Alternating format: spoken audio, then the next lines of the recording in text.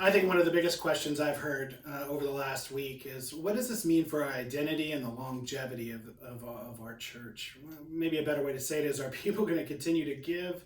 And are they going to come back after this crisis? And I don't know that there's any kind of software that's going to ensure that, or even idea that will ensure that that happens. But I do believe that by continuing to have your services and continuing to have community, and even though you'll be doing it in a different way, your people are going to continue to come back, and through this, they probably will continue to give. I think they're going to have to give, obviously, in a different way. And if you don't have an option for online giving, or to drop off their giving, or just in a giving in a different way, you're probably going to want to begin to look at that, especially if this drags on any longer.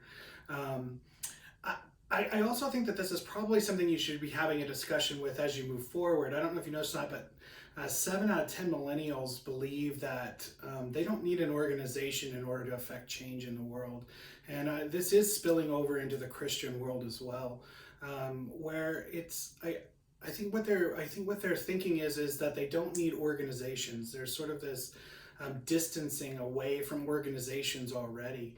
And so the thing is that we need to do a better job of telling the story. We need to do a better job of telling people why we have church. I think there's just this assumption that all of us have that have grown up in church.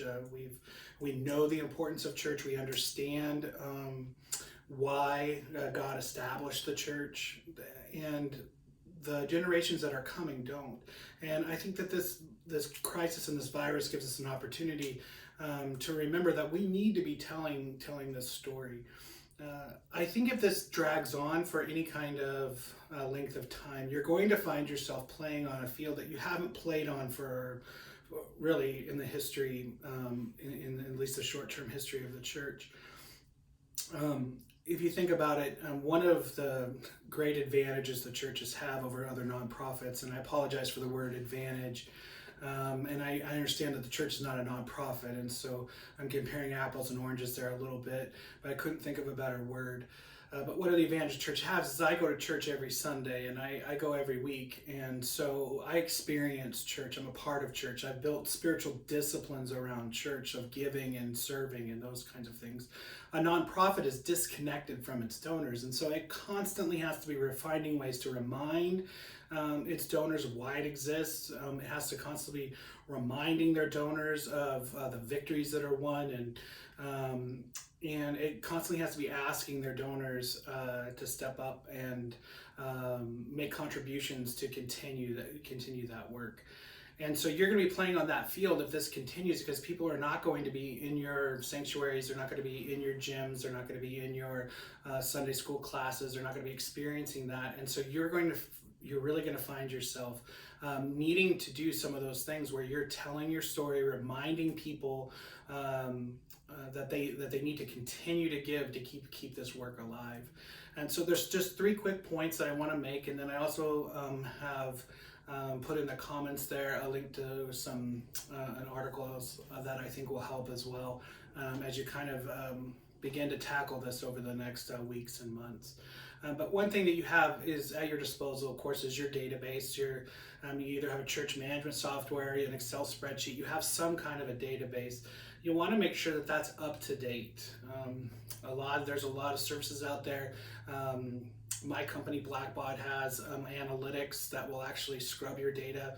But you want to make sure that as you begin to send cards out with asking people to make donations and things like that, that you have the right addresses, that you have the right emails, that you have the right cell phone numbers. You may have deceased records in there that you haven't gotten the time or made the effort to clean out.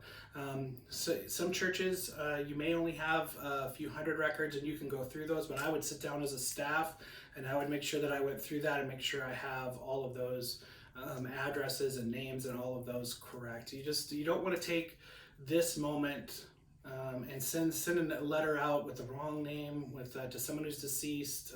This is not the time for people to be getting a letter and reminding them that you are actually disconnected from them. The second thing that I would definitely make sure that you are aware of at this point is that there may come a point in this next few months that you are going to need to make an ask to your specific donors.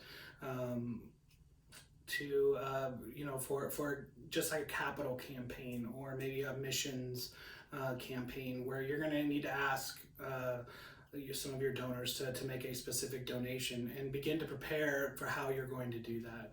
Again, a nonprofit is going to do that, and they are prepared and they know the right ask for the right people and things like that. You're playing on a totally different field than you've ever played on before. And lastly, something that nonprofits are really great at, and something you'll want to think through is their people, their donors, they mobilize those donors to make an ask of others. And so when you think about your church, you have your key people who give on a regular basis. It's a spiritual discipline that they have. And then as this possibly goes on and on, this crisis, you have sort of your immature new Christians, and they may be starting to fall away from the church. And because we have an entire generation that is a little skeptical of large organizations, including the church, it's much more likely that they're going to give when someone other than the organization asks. So I was scrolling through my Facebook page earlier today, and I already had 5 people, not organizations, 5 people who are friends of mine who were asking me to make a donation. So they were asking on behalf of an organization. They were asking me to make a donation to help shore up these nonprofits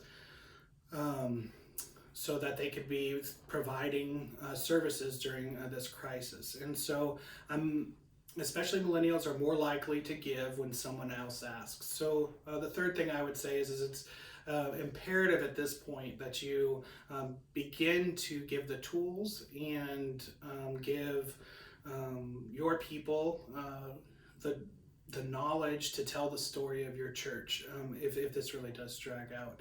Again, there's an article in the link there that talks about that as well.